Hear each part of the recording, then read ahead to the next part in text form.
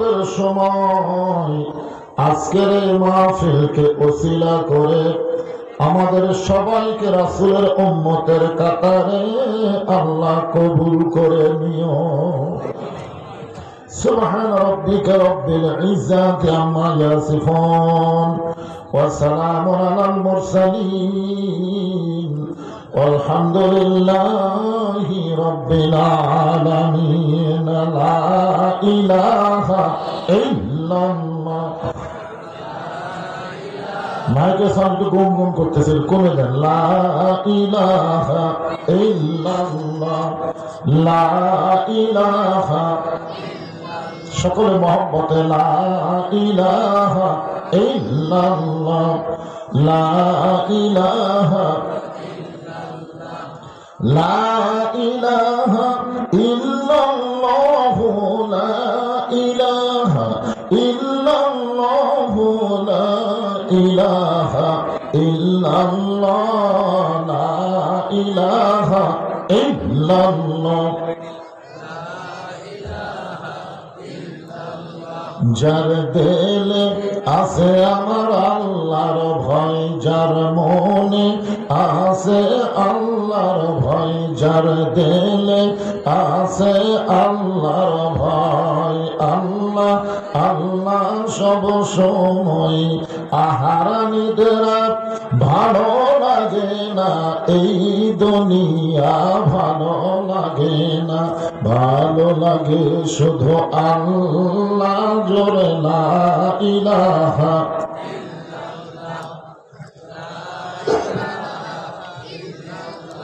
আল্লাহ রাসূল বলেছেন, কোন ব্যক্তি যদি সারা জীবন পাপ করে আর মৃত্যুর সময় এই কলেমা যদি তার জবানে জারি থাকে, শুধুমাত্র জবানে কলেমা জারি থাকার কারণে আল্লাহ তার জীবনের সব গুনাহ মাফ করে দেন। এই জন্য একে বলা হয় আফজালুল জিকির লা ইলাহা। আপনারা সবাই করতেছেন না, এতগুলো মানুষ করলে আর একটু জোরে শোনা যাবে। একটু জবান খোলে লা ইলাহা ইল্লাল্লাহ, লা ইলাহা ইল্লাল্লাহু মুহাম্মাদুর রাসূলুল্লাহ।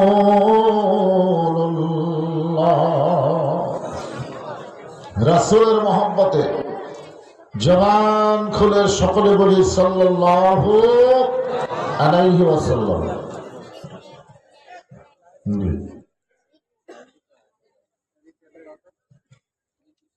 এটা বলা লাগবে না। 3 দিন ব্যাপী তাফসীরুল কোরআন ও ইরশাদের সব মাহফিল জোড়া নাজমুল উলুম কামিল মাস্টার্স মাদ্রাসা ময়দানে আজকের এই দ্বিতীয় রজনীতে আল্লাহ যিনাকে সম্মানিত সভাপতি আসনে কবুল করেছেন,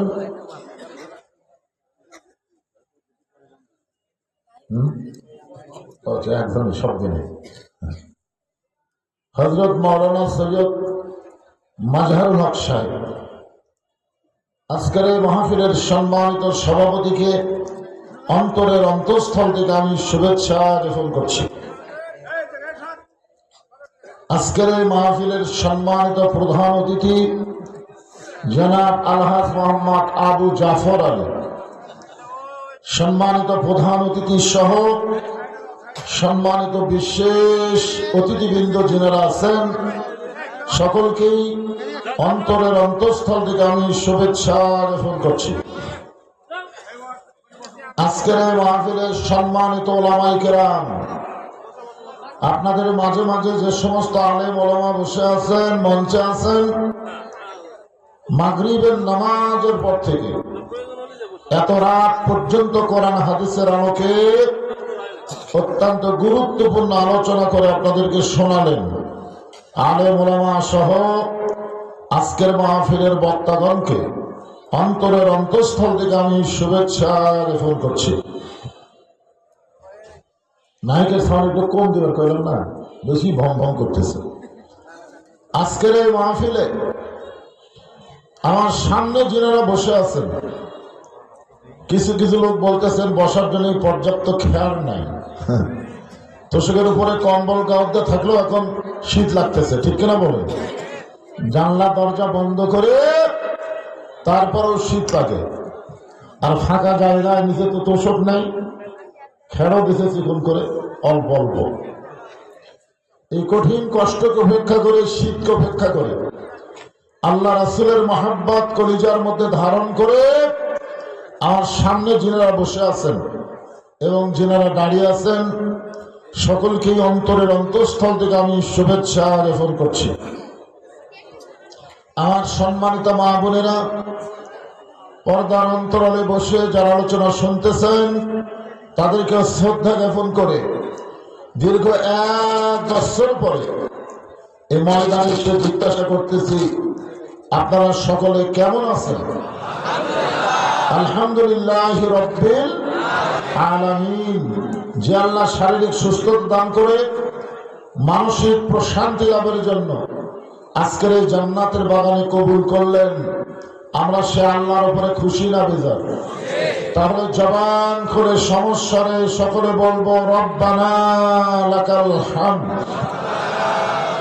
হামদান কাসীরান তাইয়িবান মুবারাকান ফীহি। আমরা প্রশংসা করলাম কার? যে আল্লাহ প্রশংসা করলে কেমন খুশি হয়, এত বেশি। তামলাউল মিজান, নেকি দিয়ে আল্লাহ মিজানকে পরিপূর্ণ করে দেয়। মিজান হলো আরবি শব্দ, বাংলায় কি কয় আপনাদের এলাকায়? জোরে কর, আরো জোরে। জোর হলো না?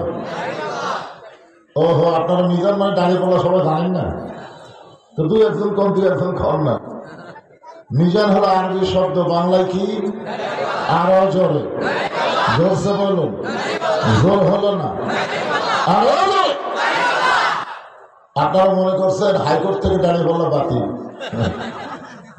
এই ধরে নাম বলা যাবে না। যে বাতিল করেছিল সেই বাংলার জমিন থেকে বাতিল হয়ে গেছে। ওয়াজনা বিল কিসতি ওয়ালা তুখসিরুল মিজান। সাহাবারা জিজ্ঞাসা করলেন, ইয়া রাসূলুল্লাহ, মিজান কত বড় হবে? আল্লাহ রাসূল বললেন, আসমান এবং জমিনের ফাঁকা জায়গার সমান। এই যে 2-1 চালাকি করে সুবহানাল্লাহ কইলেন, সবাই কইলেন না। যারা করেননি তারা হলেন বোকা। একবার সুবহানাল্লাহ বলতে পারলে আপনি বসে থাকবেন জোড়ার মাহফিলে, আর আপনার নামে আল্লাহ গাছ লাগাই দিবা জান্নাতের বাগানে। বিশ্বাসের মিলাই বস্তু তর্কে বহুদূর। যদি আপনারা মনে করেন এটা কেমন কথা, এ কেমন করেই তো কাম হবে না, বিশ্বাস করা লাগবে। যে আল্লাহ তাআলা আমাদেরকে দয়া করে রহম করে মুসলমানের ঘরে মুসলমান হিসাবে কবুল করেছেন, আমরা সে আল্লাহর উপর খুশি না বেজার? তাহলে জবান করে আরেকবার বলি আলহামদুলিল্লাহ। এই মাসটা কি মাস? গজব। আসলে মাদ্রাসার মাঠ তো মোটামুটি মানুষের একটু জ্ঞান আছে। আমি প্রায় কয়েকদিন হলে বলতেছি কি মাস? কয় জানুয়ারি মাস। আমি আবার বললাম কি মাস? কয় মাঘ মাস।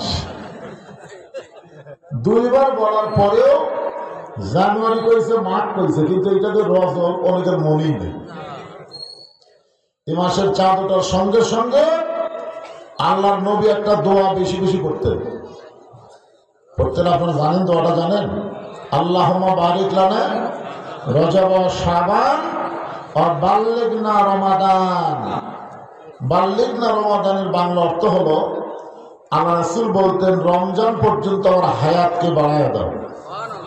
এখন আপনারা বলেন তো, রাসূল যদি বলে রমজান পর্যন্ত আমার হায়াত বাড়ায় দাও, এখানে কি প্রমাণ হলো?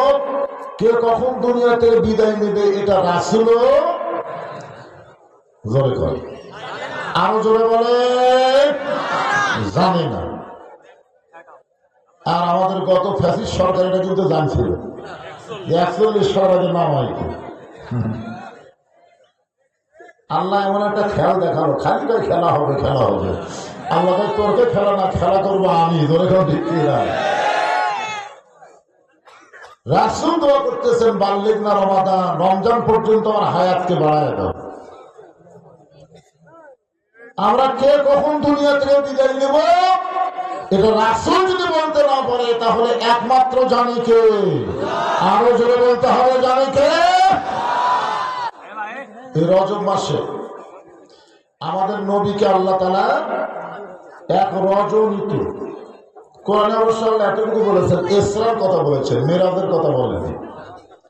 সুবহানাল্লাযী আসরা বিআবদিহি লাইলাম মিনাল মাসজিদিল হারাম ইলাল মাসজিদিল আকসা।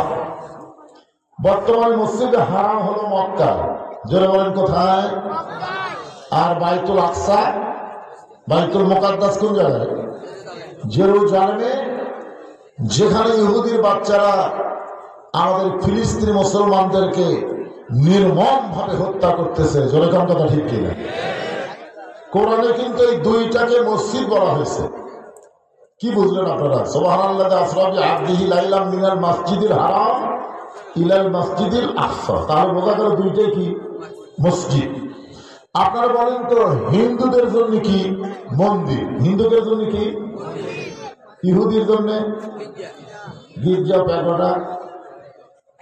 আপনার তারপর আর একটা আছে কি?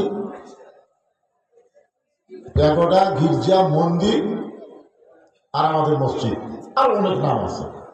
কিন্তু মসজিদ যে শুধু মুসলমানের, এই ব্যাপারে কোনো সন্দেহ নাই। অথচ সেই মসজিদকে ওরা অযথা দখল করার জন্য আমাদের মুসলমান বাচ্চাদেরকে হত্যা করতেছে। বড়গুলোর সাথে বাচ্চাদেরকে হত্যা করা তো আনন্দ বেশি পাচ্ছে। বাইতুল্লাহ ধ্বংস করতে ছিল একজন বাদশাহ, তার নাম হলো আব্রাহা। ধরে বলেন তার নাম কি? সূরা ফিল বললেই আপনারা পেয়ে যাবেন। আল্লাহ আবাবিল পাখি দিয়ে হস্তি বাহিনীকে ধ্বংস করে দিয়েছে, ঠিক কিনা বলেন?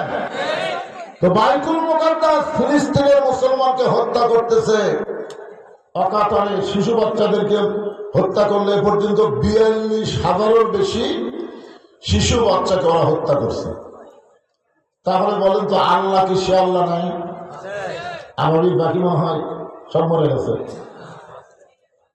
তাহলে আল্লাহ কেন মুসলমানের মসজিদ বাইতুল মুকাদ্দাসকে মুসলমানকে পুরোপুরি না দিয়ে কেন যুদ্ধ বাধাই দিচ্ছেন? আপনার বলেন তার মধ্যে কারণ আছে না নাই? যেরকম আছে না নাই? হ্যাঁ, আজকে সূরা কাউসার থেকে আমি আপনাদের সে আলোচনা করার চেষ্টা করবো ইনশাআল্লাহ।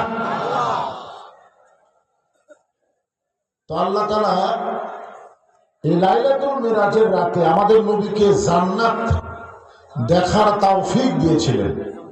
সুবহানাল্লাহ। বাইরে থাকে না ভিতর থেকে? কি জান্নাত দেখার জন্য রাসূল গেছিলেন যে জান্নাতের ভিতরে না বাহিরে? দেখাতে কিন্তু দুই রকম। এই কোরআনের বাহিরে যারা থাকে তারা বলে ইসলামের সাথে রাজনীতির কোনো সম্পর্ক নেই, যেরকম ঠিক কিনা? আর কোরআনের ভিতরে যারা ঢুকবে তারা বলবে নীতি একটাই, সেটাই হলো রাজনীতি। আর রাজনীতির মধ্যে যত নীতি আছে সব হলো ফকরা নীতি। যেরকম কি নীতি?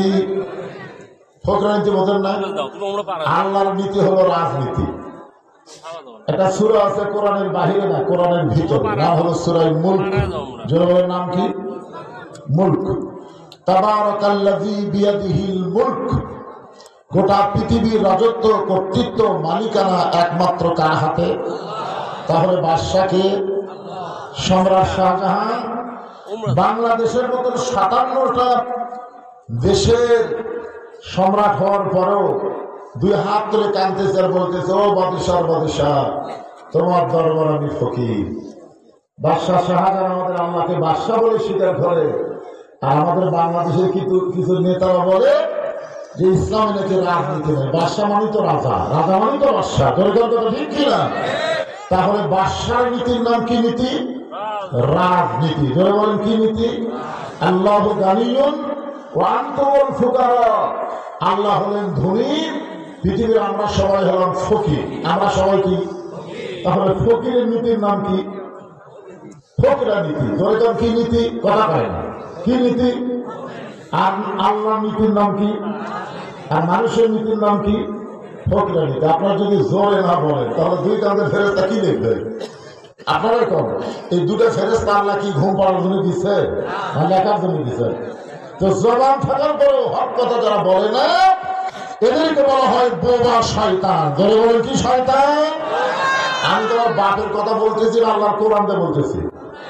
তাহলে আল্লাহ হলেন বাদশাহ, আল্লাহ হলেন রাজা, আল্লাহর নীতি হলো রাজনীতি, আর মানুষ হলো ফকির, ফকিরের নীতি হলো ফকরা নীতি। আমরা বলতে পারি ইসলামের সাথে ফকরা নীতির কোনো সম্পর্ক নাই, কিন্তু ইসলামের সাথে আল্লাহর নীতির সম্পর্ক আছে। জোরে জোরে কথা ঠিক কি না? কথা বলে হ্যাঁ। তো নবী জান্নাতের মধ্যেই ঢুকছেন লাইলাতুল মিরাজে। আল্লাহ নবী যখন জান্নাতের মধ্যে ঢুকলেন, এমন সময় নবীর সঙ্গে একজন ফেরেশতা ছিলেন, নাম হলো ফেরেশতা জিবরাইল। নাম কি? নবীর সঙ্গে কয় ফেরেশতা থাকতেন? কথা কয় না। আর আমাদের সাথে কয়টা? আমাদের দেখতেন ছোট একটা বাচ্চা হচ্ছে দুইটা, আর আপনারা বুঝতেছেন না। আমাদের দুই কান্দে দুটো ফেরেশতা সবসময় আছে না নাই? দরজা জানলা বন্ধ করে দুটো কাম করে, তাহলে মনে ফেরেশতা থাকে না? থাকে থাকে। 15.5 বছর দরজা জানলা বন্ধ করে কাম করছে, মনে করে কেউ দেখেনি। দুই ফেরেশতা আল্লাহ কয়, আল্লাহ এরা যে দরজা জানলা বন্ধ করে সমান করে ছিললো আর সিল মারলো, এরকে রেজাল্ট কি? আল্লাহ বলতেছে বাংলাদেশের গণতন্ত্রের নিয়ম হলো একজন বাপের জন্মা একটা ভোট দিবে, কিন্তু যে একের বেশি দিবে তার জন্মে ঠিক থাকবে না। যেরকম কি থাকবে না? তাহলে দিনের ভোট যারা রাতে করছে এরা কিন্তু জন্মা না, এরা হলো বিজন্মা। ধরে বলেন কি? কথা বলেন কি জন্মা? বিজন্মা। বোঝা লাগবে না? জন্মা আর বিজন্মা। আপনারা বিজন্মা পান না কি করেন? যাই হোক, এক নিচে আর নামলাম না বাবা, কাবুরি আর নিচে নামিস না। যদ্দূর পর্যন্ত নামছি আলহামদুলিল্লাহ, আর নিচে আর নামা যাবে না। এখন একটু চিন্তা করেন, আমাদের সঙ্গে সবসময় দুটা ফেরেশতা থাকে, কিন্তু আমাদের নবীর সঙ্গে দুই ফেরেশতা ছিল না, কারণ নবীর লেখার কোনো দরকার নেই। লেখার দরকার আছে? ইমাম গাজ্জালী রহমতুল্লাহ বলেন যে লাইলাতুল মিরাজে যখন নবী ঘুমিয়েছিলেন, এমন সময় জিবরাইল ফেরেশতা দিয়ে দেখে নবী ঘুমের মধ্যে আছে। তো বলতেছে, আল্লাহ আপনার নবী তো ঘুম পাড়তেছে, আপনি নিয়ে যাওয়ার করেন আপনার আরশে, যে হারে ঘুমায় আছে কি করব? আল্লাহ বললেন নবীকে ঘুম থেকে ডাক দাও। তো জিবরাইল বললেন কিভাবে ডাক দিব? আল্লাহ বললেন আপনার জিহ্বাটা বের করে নবীর পায়ের তালুতে সুর ভরি দেন। জিহ্বাটা বের করে নবীর পায়ের তালুতে কি দাও? সুর ভরি দেন। ফেরেশতা জিবরাইল জিহ্বা বের করে নবীর পায়ের তালুতে সুর ভরি দিলে নবী ঘুম থেকে চেতন পায়। এখন চিন্তা করেন, সমস্ত ফেরেশতার সর্দার জিবরাইল যদি নবীর পায়ের তালুতে সুর ভরি দেয়, সেই নবীর কান্দে থাকার যোগ্যতা কোন ফেরেশতা নেই। ফেরেশতা জিবরাইল বললেন, সালামুন আলাইকুম তিবতুম ফাদখুলুহা খালিদিন। ওগো নবী, আপনি যখন জান্নাতে প্রবেশ করছেন, আপনি যদি জান্নাত থেকে বের না হন, আল্লাহ আপনাকে জান্নাত থেকে বের করে দিবে না। সাল্লাল্লাহু আলাইহি ওয়াসাল্লাম। এই বছরটা হলো আপনার কষ্টের বছর। নবী যেই বছর মেরাজ করেছেন সেই বছর নবীর কষ্টের বছর ছিল। কিসের বছর? কষ্ট। প্রথম কষ্ট হলো চাচা আবু তালেব মারা গেলেন, দ্বিতীয় কষ্ট খাদিজাতুল কুবরা বিদায় দিলেন, তৃতীয় কষ্ট তাইফের ময়দানে গিয়ে রাসূল রক্তাক্ত হলেন। সেই বছরই আল্লাহ তাআলা নবীকে আরশে নিয়ে গেলেন। কি বুঝতেছেন? কষ্টের পরে শান্তি আছে না নাই? আমরা মনে করছিলাম আমাদের বাংলার মানুষের মনে হয় আর শান্তি আসবে না, এমন একটা অবস্থা আমরা গেছিলাম। কিন্তু আল্লাহ তাআলা দীর্ঘ 15.5 বছর কষ্টের পরে বর্তমানে একটু প্রশান্তি, একটু শান্তি, একটু স্বস্তি আছে না নাই? জোরে করে আছে না নাই? আবার যদি ভুল করেন কষ্ট কিন্তু আবার ফিরা যায়। তার বারবার ঘুঘু তুমি খাইয়ে দাও ধান, এবার গৃহস্থ কিন্তু ফালাইছে ফান, ধরে ফেলাইছে ফান। প্রতিদিন ঘুঘু একটা ধান খায় 10টা ঝুলে, একটা খায় কি করে খাবি খা খাইয়া যা, ওই একটা খায় খাওয়াতে 10টা ফেলে দেয়। তখন ধানলা চিন্তা করে না, এভাবে তো ধান নষ্ট করা যাবে না। তখন ওখানে ফান ফেলাইছে, ধরে কি ফেলাইছে ফান, বোঝেন না? ঘুঘু হিসেবে বলে মুখ দেখায় পাওয়া যখন নষ্ট করবার সাথে খট করে পা আটকে গেছে। তখন দূর থেকে বলতে বারবার ঘুঘু তুমি খাইয়া দাও ধান, এবার গৃহস্থ ফালাইছে ফান। আমাদের বাংলার জনগণকে একটু সতর্ক হওয়া লাগবে, ধরে কোন কথা ঠিক কিনা? ঘুঘুরে বারবার বাংলার জমিনের আবাদকে নষ্ট করতে দেওয়া যাবে না।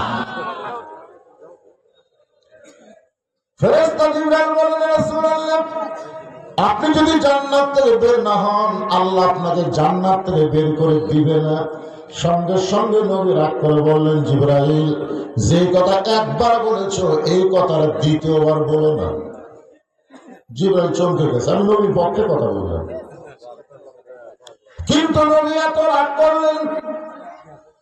ফেরেশতা জিবরাইল বলে, রাসূলুল্লাহ আপনার রাগ করার পিছনে কারণ? আল্লাহ নবী বলেন, জিবরাইল আমি নবী আমার জন্য নই, আমি নবী হলাম আমার উম্মতের জন্য। সবাই সুবহানাল্লাহ বললেন না?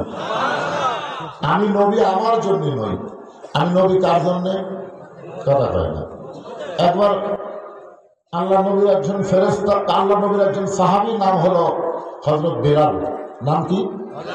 হযরত বেলাল বললেন, ইয়া রাসূলুল্লাহ আমরা যখন কবরে যাব মুনকির নাকির আমাকে 3টা প্রশ্ন করবে। কয়টা? কিন্তু আপনি যখন কবরে যাবেন আপনাকে মুনকির নাকির কয়টা প্রশ্ন করবে? তা আল্লাহ রাসূল বলেন, বেলাল তোমার কি ধারণা? বেলাল বলে, হুজুর আপনাকে একটা কম করবে। আল্লাহ রাসূল বলেন, কোনটা কম করবে? বলে আমার নবীটা এই প্রশ্ন আপনাকে করবে না, কারণ আপনি তো নবী। আল্লাহ রাসূল চোখের পানি বের করে বললেন, বেলাল তোমাদের ভাগ্য কত ভালো, তোমাদের নবী আছে, কিন্তু আমার ভাগ্য কত খারাপ, আমার নবী নেই। আছেন আমার মুক্তার, আছেন আমার বারিস্টার, শেষ বিচার হাইকোর্টেতে তিনি আমায় করবেন পার, আমি পাপী রাসূল জাবিন্দার। আল্লাহ যখন হাকিম হইয়া আমাদেরকে আসামি বানায় বিচার শুরু করবেন, ওই সময় আমাদের নবী উকিল হয়ে বারিস্টার হয়ে আমাদের পক্ষে আল্লাহর কাছে ওকালতি করে আমাদেরকে সুপারিশ করে জান্নাতে পৌঁছায় দিবে। জিবরাইল তুমি মনে করছো আমি জান্নাতে থাকার জন্য ঢুকছি? আমি শুধু জান্নাত দেখার জন্য ঢুকছি। আল্লাহ আমার উম্মতের জন্য কেমন জান্নাত বানালো, ধরে কর সুবহানাল্লাহ। আমি সেই দিন জান্নাতে থাকার জন্য ঢুকবো যেদিন প্রত্যেকটা উম্মতেরকে আল্লাহ জান্নাত দিবে। এবারও সুবহানাল্লাহ বলেন না? এখন চিন্তা করে দেখেন, যেই নবী জান্নাতের মধ্যে গিয়ে আমাদের কথা ভুলে না, আর আমরা সেই নবীকে ভুলে গেছি। আমাদের বাংলাদেশে কিছু কিছু মুসলমান নবীকে শুধু নবী হিসাবে বিশ্বাস করে, নেতা হিসাবে মানবার চায় না। এরকম কিছু মুসলমান আছে না? নাই?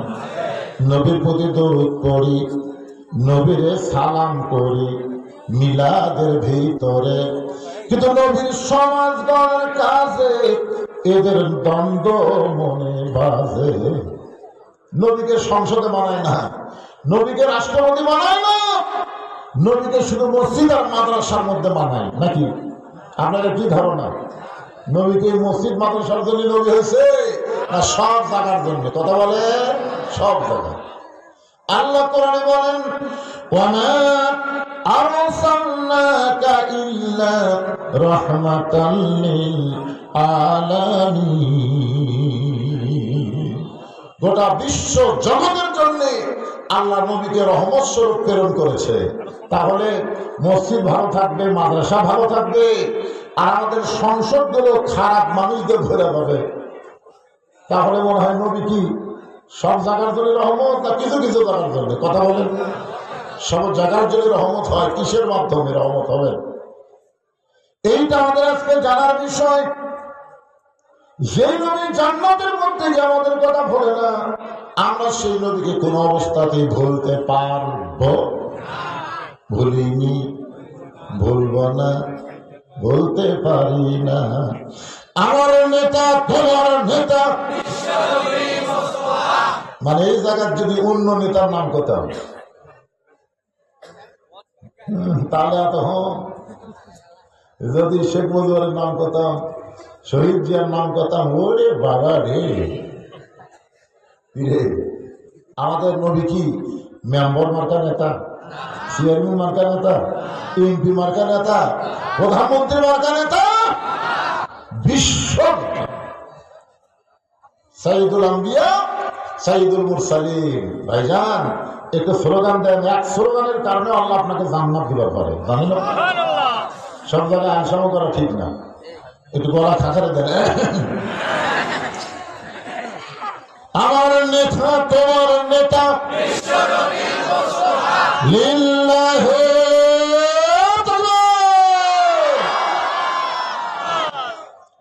এমন একজন নবীর উম্মত হওয়াতে খুশি না বেজার? তাহলে জবান খুলে বলে আলহামদুলিল্লাহ।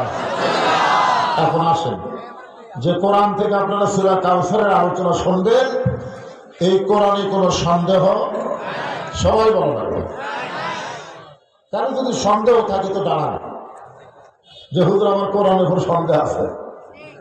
আল্লাহ কোরআনে প্রথমেই বলেছে যালিকাল কিতাব লা রাইবা ফিহি,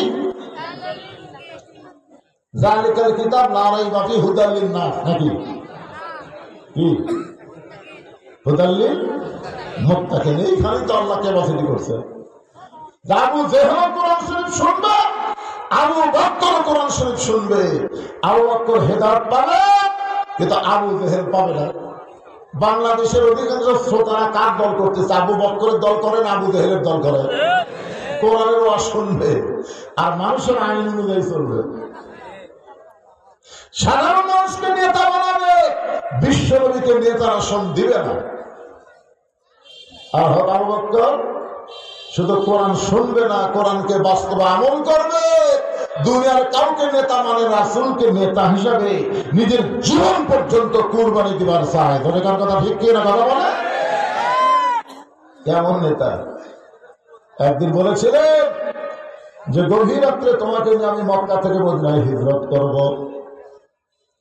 এই কথা বলার কয়েক মাস পরে নেতা কর্মীর বাড়ির দরজায় আস্তে করে একটা ঠোকা মারছে, সঙ্গে সঙ্গে দরজা খুলে যায়। নেতা বলে, কন্যা বক্কার, এই গভীর রাতে তোমার বাড়িতে আসতেছে, এটাকে তুমি আগে থেকেই জানো? আবু বকর বলে, ইয়া রাসূলুল্লাহ, কয়েক মাস আগে বলেছিলেন একদিন গভীর রাত্রে মক্কা থেকে মদিনায় হিজরত করা লাগবে, আমাকে আপনি সঙ্গে করে নিয়ে যাবেন। সেদিন থেকে আজ পর্যন্ত কোন রাত্রিবেলা ঘুমাইনি, বরং সারা রাত আমি দরজার পাশে দাঁড়িয়েছিল। কেমন নেতা, কেমন কর্মী! হ্যাঁ, একটু মনোযোগ দিয়ে শুনবেন। আল্লাহর নবী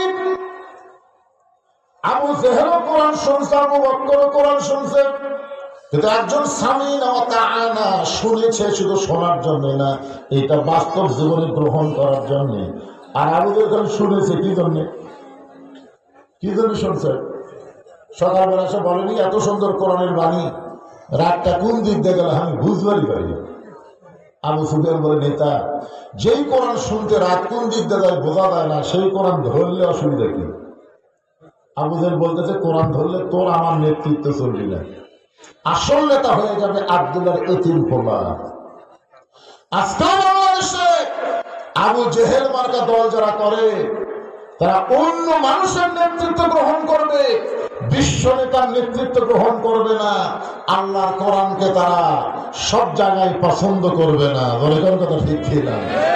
মানুষ মরে গেলে কোরআন খতম দেবে, কোরআন পড়ে দোয়া করবে, এগুলো তারা পছন্দ করবে। কিন্তু কোরআন সংসদে যাবে, যেই স্লোগান দেবেন আল কোরআনের আলো সংসদে জালো, তখন কলজার মধ্যে আগুন ধরবি। কেড়ে সংসদে তো কোরআন চলবে না, সংসদে কোরআন পড়া চলবে। একজন কাজে এসে সংসদ শুরু হবে, কোরআন তেল অক্ষর দিয়ে চলে যাবে, বুঝলেন না? ওই দই নামাজের মতো যে নামাজে আসর নামাজ পড়া জমি ধান দেখবার গেছে, যায় দেখে ওপর জমির পানি চরমর করতেছে, নিচে আর জমির পানি নেই। তখন চারিদিকে তাকায় দেখে কোনো মানুষজন নাই, আস্তে করে বসে বিসমিল্লাহ করে আল কাটছে। আচ্ছা বিসমিল্লাহ করে কার আল কাটছে? কথা কর না কেন? উপরের পানির জমির আল কাটছে বিসমিল্লাহ করে। আপনার তখন তো সব জায়গাতে বিসমিল্লাহ পাওয়া যাবে, কিন্তু ওরা জানে যে বিসমিল্লাহ করেই কাম হয়ে যাবে। বিসমিল্লাহ রহমানির রহিম আল কাটছে। ওই পানিতে হাত ধুয়ে দাঁড়ায় আসার দিকে তাকায় বলতেছে আলহামদুলিল্লাহ। কেউ দেখেনি। আপনারা বলেন তো শুরুতে বিসমিল্লাহ শেষে আলহামদুলিল্লাহ আছে, কিন্তু মাঝখানে কামটা কি করছে? এ কথা বলা গেলে বাংলাদেশে এখন বিসমিল্লাহ করে শুরু করলে হবে না, আলহামদুলিল্লাহ শেষ করলে হবে না, মাঝখানে কামটা কি করলাম সেটা দেখা লাগবে। ধরে ধরে ঠিক কি না? আবার কিরকম বিসমিল্লাহ শুরু করবেন নাকি আলকাটা? একটু মনোযোগ দিয়ে শুনতে হবে। যেই কোরআনের মধ্যে কোনো সন্দেহ নাই, যেই কোরআনের মধ্যে কোনো ধোঁকা নাই, যেই কোরআনের মধ্যে কোনো গোঁজা নেই, সবাই বলবে আছে নাকি? আচ্ছা, বর্তমানে যে সংবিধান যে আমাদের বাংলাদেশ চলতেছে, এই সংবিধানের মধ্যে সন্দেহ নাই? তো সবাই বলতেছেন না কেন? সন্দেহ, গোঁজামি, তারপরে ভুল। মাশাআল্লাহ, আপনারা আগের দাব বললেন নাই 3 বার, আর পরেরটা বলছেন আছে। এখন কোনটাই আমাদেরকে হেদায়েতের বাণী মনে করবো, সংবিধান না কোরআন? জোরে বললে কি ধরা খাবেন? ধরা খাওয়ার দিন শেষ। এখন ডাইরেক্টের বাংলাদেশ। জোরে কোন কথা ঠিক করে জোরে বলেন। এই যে আল্লাহ বললেন হুদাল্লিল মুত্তাকিন, পাইকারি হারে কোরআন সবাইকে হেদায়েত দেবে না, কেবলমাত্র মুত্তাকি বান্দাদেরকে এই কোরআন হেদায়েত দিবে। এখন মুত্তাকির ব্যাখ্যাও কিন্তু কোরআনে আছে, আছে না নাই? ইন্না আকরামাকুম ইনদাল্লাহি আতকাকুম, ওই ব্যক্তি সবচেয়ে দামি হয় যার কলিজার ভিতরে আল্লাহর বেশি ভয়। এই বেশি ভয় অর্জন করতে গেলে দুনিয়ার অন্য কোনো খেয়াল করলে হবে না, কেবলমাত্র খেয়াল করতে হবে, একমাত্র খেয়াল করতে হবে কার? এখন আসেন সেই পবিত্র কোরআনের ছোট্ট একটা সূরা, নাম হলো কাউসার। জোরে বলেন নাম কি? কাউসার কি? হাসর হবে তামার সানি, উম্মত বলবেন পানি পানি। হাসর হবে তামার সানি। তামার সানি বুঝলেন আপনারা? হাসরে কিন্তু মাটি থাকবে না, তামা হবে তামা। ওই তামার উপরে যখন সূর্যের তাপ পড়বে, এখন যত দূরে সূর্য আছে অত দূরে থাকবে না। সূর্য কত নিকট আসবে আপনারা জানেন না? তাহলে হাসর হবে তামার সানি, উম্মত বলবেন পানি পানি। সেই কঠিন দিনে নবী বিনে, সেই কঠিন দিনে নবী বিনে পানি দেওয়ার সাধ্য কারো নাই, সেই পানির নাম হলো কাউসার। তাফসীর কারকগণ বলেছেন যে হাউজে কাউসারের 1 পেয়ালা, এরকম 1 পেয়ালা পানি পান করে কেউ যদি জাহান্নামেও যায়, আল্লাহ জাহান্নামকেও জান্নাত বানাই দিবে। আরে দেখছেন এই পানির মধ্যে পাওয়ার কি রে? যে পানি শরীরের মধ্যে থাকলে ওই শরীরের জন্য আল্লাহ জাহান্নাম একদম হারাম করে দিবে। আপনার বলেন তো হাউজে কাউসারের মালিক আল্লাহ কাকে বানাবে? আমাদের নবীকে। আমাদের নবীকে বলতে কি হয়? অন্য কোন নবীর চান্স আছে? হাউজে কাউসার আল্লাহ কাকে দিবেন? আমাদের নবীকে দিবেন। তাহলে আমরা কার উম্মত? সেই নবীর উম্মত। আমাদের কোন টেনশন আছে?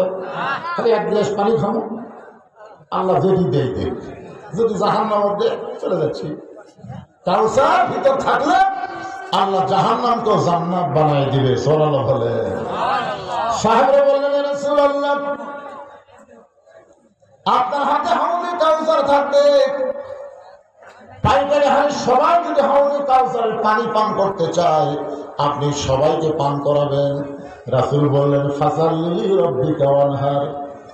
2টা আমল যাদের মধ্যে থাকবে, একটা হলো নামাজ, একটা হলো কুরবানি। এই 2টা আমল যারা করবে তারাই পান করবে হাউজে কাউসারের পানি। 1 নম্বরের নাম কি? সবাই বলা লাগবে। আপনার কি এসে নামাজ পড়েনি নাকি? পড়ছেন? তাহলে জোরে বলতে নামাজ জোরে বলতে অসুবিধা কি? কারণ বেনামাজীদের কাছে নামাজের ওয়াজ খারাপ লাগে, ধরে কোন কথা ঠিক কিনা? কিন্তু আপনারা নামাজি, আপনাদের কাছে তো নামাজের ওয়াজ খারাপ লাগার কথা না। এখানে দুইটা বিষয় বলা হয়েছে, একটা হলো নামাজ, একটা হলো কুরবানি। এই দুইটা আমল যারা করবে তারাই পান করবে হাউজে কাউসারের পানি। এই মাই করা ভাই দেখেন তো জনগণ ঠিক মতো আমার কথা শুনবার পাচ্ছে কিনা? আপনারা কি আমার কথা শুনবার পাচ্ছেন, বুঝবার পারতেছেন? রিপ্লে আসে না কেন, হোহা করেন না কেন? এই জন্যই তো মাগরিবের মাহফিলে ভালো। রাত বেশি হচ্ছে, ঠান্ডা লাগতেছে, নিজে ফ্যান দেয়নি, এখন এক ঘন্টা ঠান্ডা লাগতেছে, কি করবেন এখন?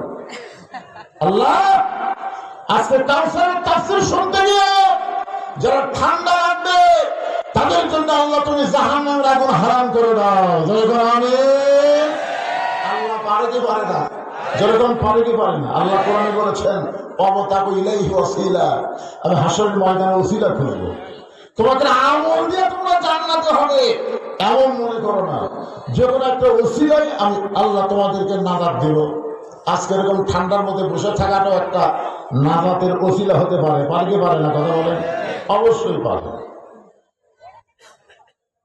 আল্লাহর একজন মস্ত বড় ওলির নাম হলো মুনাব্বাহ রহমতুল্লাহ আলাইহি। তিনি একজন মস্ত বড় আল্লাহর ওলি ছিলেন। একদিন তিনি স্বপ্নে দেখেন আল্লাহ পাক তাকে বিনা হিসাবে জান্নাত দিয়ে দিয়েছেন। তো স্বপ্নের মধ্যে বলতেছে, আল্লাহ তুমি আমাকে কোন আমলের কারণে বিনা হিসাবে জান্নাত দিবে? সে আমলটা একটু বলো। আল্লাহ বলে না, তোমার কাছে শুনতে চাই। তো বলতেছে আমার মনে হয় নামাজের কারণে। আল্লাহ তাই না। বলতেছে রোজার কারণে। আল্লাহ বলে না। হজের কারণে। আল্লাহ বলে না। দানের কারণে। আল্লাহ বলে না। বলে আল্লাহ তাহলে আমি জানি না কোন আমলের কারণে তুমি আমাকে বিনা হিসাবে জান্নাত দিলে। আল্লাহ বলতেছেন মুনাব্বাহ তুমি আমার প্রশংসা দেখতে ভালোবাসতে, যাকে বলা হয় হামদ। ইউনুস নবীরে খাইলো মাছেতে গিলিয়া। ভারত কিন্তু আমাদের ইউনুসকে গিলা খাবার চাচ্ছিল। দরকার কথা ঠিক করে কথা। ভারত একটা ফোকার চ্যানেল আছে, ফোকার চ্যানেল। মাঝে মধ্যে দেখবেন না, জি বাংলা না, ফোকার। মাঝে মধ্যে দৌড়ে দৌড়ি করে বাংলাদেশ নাই, বাংলাদেশ নাই। ইউনুস বাংলাদেশ খায় শেষ করছে। ইউনুস নবীরে খাইলো মাছেতে গিলিয়া, ফেরেশতা পাঠালেন আল্লাহ ইসমে আজম দিয়া। দমে দমে শহরদম পড়ে সে ইসমে আজম। মাছের উদর হইতে বাঁচাইলা প্রাণ। সবাই বলেন আল্লাহু আল্লাহু, বলেন আল্লাহু আল্লাহু। তুমি জানলে জানালুহু, শেষ করা তো জান না গে তোমার গুণগান। এটা হলো হাম। এটা কি? আল্লাহর প্রশংসা। আর নবীর প্রশংসা কি? সে নামে সুর ধরিয়া পাখি যায় গান করিয়া, সে নামে আকুল হয়ে ফুল ফুটে সোনার বরণী। নবী মোর পরশমণি, নবী মোর সোনার খনি। নবী নাম ভাবে যেজন সেই তো দোজাহানের ধনী। এটা কি? এটা কিন্তু না। রাসূলের সামনে যেটা লিখবে সেটা কি? না। আর আল্লাহর সামনে যেটা লিখবে সেটা হলো হাম। তো মুনাব্বাহ রহমতুল্লাহ আল্লাহর হাম লিখতেছে, প্রশংসা লিখতেছে। তখন এরকম সিস্টেম ছিল না। তখন কালির দোয়াতে মাসের কলম চুবড়াইয়া সেই কালি দিয়ে লিখতে হয়। উনি যখন আল্লাহর প্রশংসা লিখতে যাবেন, এমন সময় মাসি কালি খাওয়ার নিয়তে কলমের আঘাত পড়ে গেছে। যে দেখবে আল্লাহর প্রশংসা মাসি আগে পড়ছে। মুনাব্বাহ চিন্তা করে যে মাসির হয়তো খুব তৃষ্ণা লাগছে, দেখি কতক্ষণ মাসি থাকে, আমি কলম বলাবো না, এই মনে করে কলম ধরে আছে। এক সময় মাসি উড়ে চলে গেছে, কলম আবার চুবড়ায় যে আল্লাহর প্রশংসা লিখতে পারে, সঙ্গে সঙ্গে মাসি এসে আবার পড়ছে।